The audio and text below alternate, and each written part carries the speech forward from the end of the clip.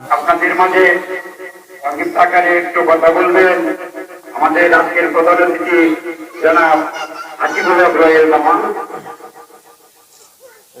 এটা হাতে মাত্র ধরায়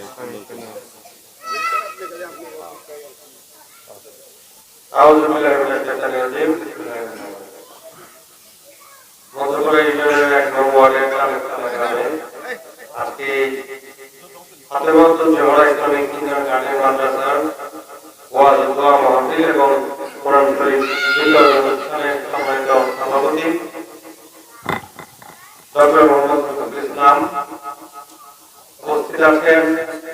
এই যে বয়ান করেছেন আমি আসলে খবর পাচ্ছি আপনারা মনোযোগ দিয়ে হুজুরের কথা শুনতেছিলেন, এর মাঝখানে একটা আমি ডিস্টার্ব করলাম। আসলে আমি ডিস্টার্ব করতে চাই না, পরে কথা বলতে চাইছিলাম। তো হুজুর অনুমতি দিয়ে আসলে যে একটা কথা বলতেছি, হুজুর যে বয়ান করেছেন আব্দুল্লাহ মামুন, উপস্থিতি যে আমাদের এই অঞ্চলের সমস্ত মুরব্বীগণ, এই যে আমাদের আয়ের সহ আমাদের শামীম ভাই, সামনে উপস্থিত প্রিয় এলাকাবাসী, সবাইকে আমার সালাম। আসসালামু আলাইকুম। ইসলাম আমাদের, আমি বিশ্বাস করি যে আমরা অত্যন্ত ভাগ্যবান যে আমাদের মুসলমান ঘরে জন্মগ্রহণ নাকি আল্লাহ পাক তো ইচ্ছা করলে আমাদের মুসলমান ঘরে জন্মগ্রহণ না করে বিধর্মী কোন ঘরেও জন্ম দিতে পারে। সেক্ষেত্রে আমাদের এই ইসলামের পথে আসাটা কিন্তু তখন অনেক কঠিন হয়ে যায়। আর আমরা বাচ্চারা শিখি কার কাছ থেকে, বাবা মার কাছ থেকে, পরিবারের কাছ থেকে। তো ওই হিসাবে দেখেন আমাদের পরিশ্রমটা কত কমে গেছে। জন্মের পরে প্রথম যেটা হয় বাবা আজান দেয়, কানে আজান তারপরে যখন আমার কিছুদিন আগে আমার মেয়ে হয়েছে, আমি যখন প্রথম আমার মেয়েকে দেখছি অপারেশন থিয়েটার থেকে যখন বের করছি, আমি কিন্তু তাকে তখন সালাম দিচ্ছি। এই যে দেখেন পৃথিবীতে মায়ের পেট থেকে বের হওয়ার ভূমিষ্ঠ হওয়ার পরেই ইসলামের যে বাণীটা তার কানে কিন্তু পৌঁছে দিতেছে। যে সৌভাগ্যটা আমরা এখানে যাওয়া উপস্থিত হয়েছি সকলেরই এই সৌভাগ্য হয়েছে। আমার মনে হয় যে আমাদের সবারই উচিত, প্রত্যেকেরই উচিত যে ইসলাম আমাদের যে সৌভাগ্যটা সৃষ্টিকর্তা দিয়েছে সেই সৌভাগ্যটা যেন আমরা মৃত্যু পর্যন্ত বয়ে নিতে পারি এবং আমরা যেন আল্লাহকে রাজি খুশি করার জন্য, তার সন্তুষ্টি লাভের জন্য আমরা যেন এই পৃথিবীতে কাজ করে দিতে পারি।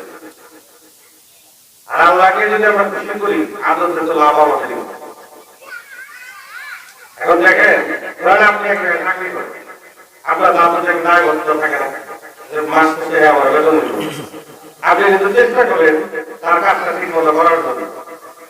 যিনি আপনাকে সৃষ্টি করেছেন, যিনি আপনাকে ফ্রি এই অক্সিজেন দিতেছেন, যে অক্সিজেন ছাড়া একজন মানুষের মধ্যে 1 মিনিট বেঁচে থাকা সম্ভব না, তিনি কি চেয়েছেন? শুধু চেয়েছেন যে আপনি তার জন্য ইবাদত করেন, আপনি মানেন, মন থেকে বিশ্বাস করেন, আপনি ইমান আনেন, এমন আনেন যে হ্যাঁ তিনি একমাত্র রব, তিনি একমাত্র আল্লাহ, এর থেকে বেশি কিছু চাই না। তো ইনশাআল্লাহ আমাদের নিজেদের স্বার্থে এই দুনিয়াতে আমরা একটু কাজ করে দেবো, যাতে পরকালে আমরা আমাদের পরবর্তী জীবনটা, পরকালের যে অনন্ত জীবন, এই অনন্ত জীবনটা যেন আমাদের ভালো হয়। আমরা যেন আমাদের সৃষ্টিকর্তা আমাদের জন্য বেহেশতের বাগান সাজিয়ে রেখেছে, সেই বেহেশতের বাগানে যেন আমরা আজীবন, মৃত্যুর পরে পরবর্তী যে জীবনটা সেখানে আমরা থাকতে পারি। এই জন্য আমরা কাজ করে যাব। আর পরিশেষে একটা কথা বলি, পর্দার অন্তরালে হয়তো অনেক মা বোনেরা আছেন, আপনি মুরব্বী আছেন, যে আমাদের বাচ্চা কাচ্চা, এই যে ছোট বোনেরা আছে, ভাইয়েরা আছে, আমি বিশ্বাস করি যে আল্লাহর পরে, আমি না ইসলামেও লেখা আছে আল্লাহর পরে সব থেকে বেশি যদি কাউকে আল্লাহ যদি বলে থাকে যে বান্দা কাকে সব থেকে বেশি তুমি মূল্যায়ন করো, সেটা হচ্ছে গর্ভধারিণী মা। কি হুজুর কথা ঠিক? জি জি। আমার মনে হয় যে এই কাজটা যেন আমরা করি, আমরা যেন কখনোই আমাদের মায়ের মনে কষ্ট না দেই, কারণ সন্তানের কিন্তু হলো মায়ের মায়ের। আমি আসলে এই হাদিস কোরআনের আলোকে কথা বললে যারা বিজ্ঞ লোক আছে, আমার অত জ্ঞান নাই, কিন্তু সাধারণ জ্ঞান থেকে যতটুকু আমি জানি, আমি আপনাদের কাছে করজোড়ে প্রার্থনা করবো যে আপনারা কখনোই বাবা মার মনে কষ্ট দেবেন না, গুরুজনদেরকে বেয়াদবি করবেন না। মূল কথা, মিষ্টভাষী চেষ্টা করবেন আমার সাথে যেন ভালো সম্পর্ক রেখে ভালো কথা বলে কাউকে যেন আঘাত না দিয়ে আমাদের এই যে ছোট্ট জীবনটা, এই জীবনটা যেন আমরা শেষ করতে পারি, শেষ করে যেন পরকালে আল্লাহটাকে আমরা এই পৃথিবী থেকে বিদায় নিতে পারি সম্মানের সহিত, এই প্রত্যাশা রেখেই। আর পরিশেষে আরেকটা কথা বলি, আসলে আমরা রাজনীতি করি তো, যে কোনো জায়গায় গেলে একটু রাজনীতির কথা বলতে মন চায়। আমরা এবার প্রার্থী হলাম জামালপুর চা রাস্তা। আপনারা তো মুরাদ ভাইকে চিনেন, মনে হয় চিনেন না সবাই? মুরাদ ভাই আগামী কালিয়াকৈর উপজেলা পরিষদ নির্বাচনে চেয়ারম্যান পদপ্রার্থী হিসেবে দাঁড়িয়েছেন। আমি আপনাদের কাছে, যেহেতু উনি মাটির সন্তান, মধ্যকরার সন্তান, আপনাদের সবার কাছে ওনার জন্য আমি ভোট চেয়ে গেলাম। সামনে কোনো দলীয় প্রতীক থাকবে না, আর কোনো যেহেতু দলীয় প্রতীক নাই, কোনো নমিনেশনের ব্যাপার নেই। যে দাঁড়াইব সেই ক্যান্ডিডেট যদি তার কাগজপত্র ঠিক থাকে, যদি নির্বাচন কমিশন থেকে বাতিল না করে, সেক্ষেত্রে আমরা ধরে নেই যে ইনশাল্লাহ ওনার সব কাগজপত্র ঠিক থাকবে, উনি প্রার্থী।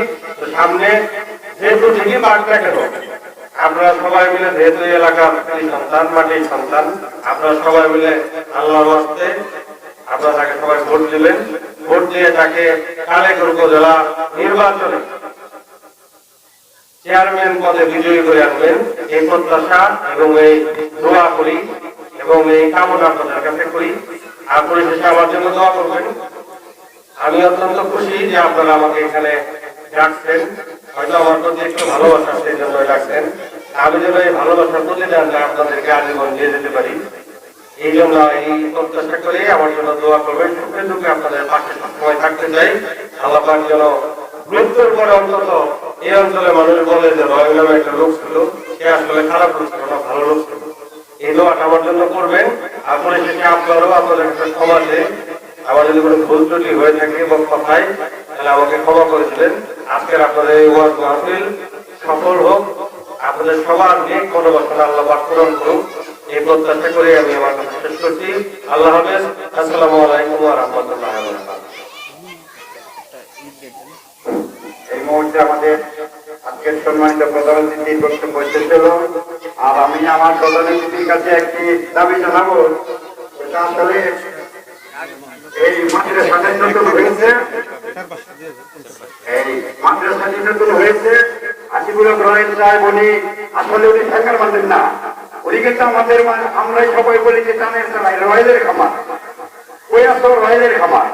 সেই হিসাবে আমি একটা আবদার জানাবো, সেটা আপনার কাছে এই মাদ্রাসাটা জানি সেভাবে আপনার নজরে থাকবে, আমার অনুরোধ।